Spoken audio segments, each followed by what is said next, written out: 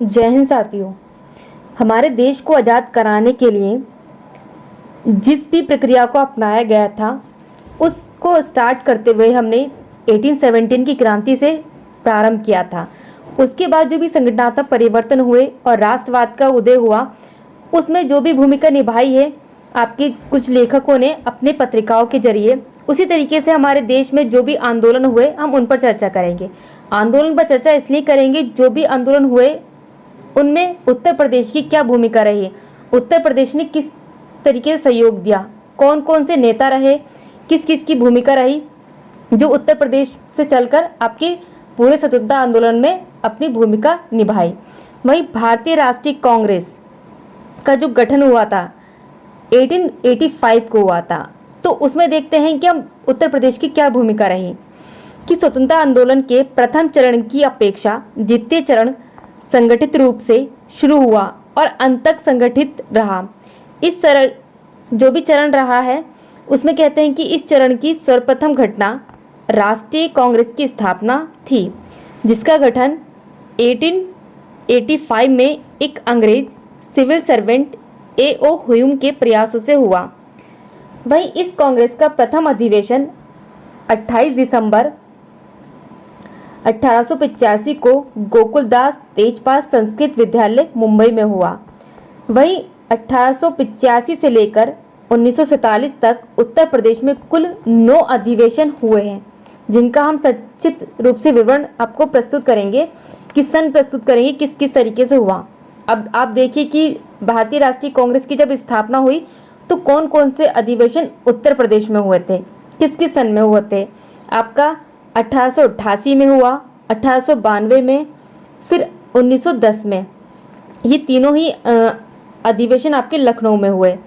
फिर 1899, 1916 व 1936 में जो भी अधिवेशन हुआ है वो आपका लखनऊ में हुआ है।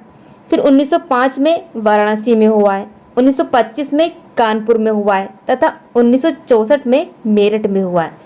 तो ये जो आपके पॉइंट निकल कर आते हैं, यहाँ से निकल कर आते हैं कि उत्तर प्रदेश में कौन कौन से अधिवेशन हुए। उसी तरीके से एक बहुत चर्चित आंदोलन है खिलाफत आंदोलन। खिलाफत आंदोलन को हम समझेंगे कि क्या भूमिका रही उत्तर प्रदेश की। ब्रिटेन द्वारा तुर्की के खलीफा, जिसे संपूर्ण विश्व के मुसलमान अपना धार्मिक नेता मानते थे, से समस्त अधिकारों के छीन लेने के बाद भारत के मुसलमानों ने इस आंदोलन के लिए गठित होना शुरू कर दिया। वहीं गांधी जी ने हिंदू मुस्लिम को एक मंच पर लाने के लिए इसमें सहयोग देने का निर्णय लिया। वहीं 20 जून 1920 को इलाहाबाद यानी यूपी में गांधी जी की अध्यक्षता में खिलाफत कमेटी की बैठक हुई, जिसमें खिलाफत आंदोलन के प्रस्ताव को पास किया गया। वहीं 1924 में यह आंदोलन यानी खिलाफत आंदोलन तुर्की की कमाल पाशा सरकार द्वारा खलीफा के पद को समाप्त करने के बाद समाप्त हो गया। आप कह सकते हैं कि खिलाफत आंदोलन कब समाप्त हुआ, किस कारण समाप्त हुआ कि कमाल पाशा एक सरकार द्वारा खलीफा के पद को समाप्त करने के बाद ये जो खिलाफत आंदोलन है समाप्त हो गया, जो कि 1924 की एक संपूर्ण घटना के बाद आपका समाप्त हुआ। वही असहयोग आंदोलन की क्या भूमिका है कि 1921 और 22 में चले असहयोग का प्रभाव उत्तर प्रदेश के गांव तक फैल गया था।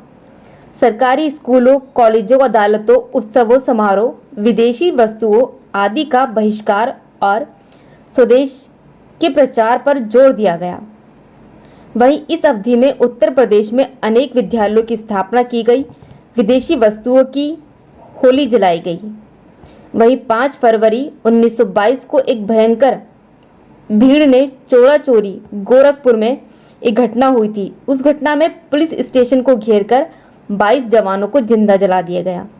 इस घटना से एक तरीके से बुरी तरीके से गांधी जी को आहत हुई, तो गांधी जी ने 12 फरवरी 1922 को समय से पूर्व ही असहयोग आंदोलन को वापस लेने का घोषणा कर दी गई। असहयोग आंदोलन कहाँ हुआ था आपका, ये किस लिए किया गया था कि आपको स्वतंत्रता दिलाने के लिए गांधी जी ने कहा था कि हम शांतिपूर्वक आंदोलन करेंगे, लेकिन उसी दौरान ये चोरा चोरी की घटना गोरखपुर में हो जाती है। तो गांधी जी ने अपना निर्णय वापस ले लिया था कि हम असहयोग आंदोलन को हम रद्द करते हैं। असहयोग आंदोलन को रद्द करने के पीछे काफ़ी सारे नेता जो कि गांधी जी से नाराज़ हुए थे, जिसमें कि आपके जवाहरलाल नेहरू रहे और डॉक्टर राजेंद्र प्रसाद का भी नाम आता है। वही स्वराज पार्टी की क्या भूमिका है? असहयोग आंदोलन के असमय वापसी से दुखी होकर 1923 में चित्तरंजन दास एवं मोतीलाल नेहरू ने इलाहाबाद में स्वराज पार्टी की स्थापना की। स्वराज पार्टी की स्थापना किसने की है? चित्तरंजन दास एवं मोतीलाल नेहरू ने इलाहाबाद में की है और 1923 में की है।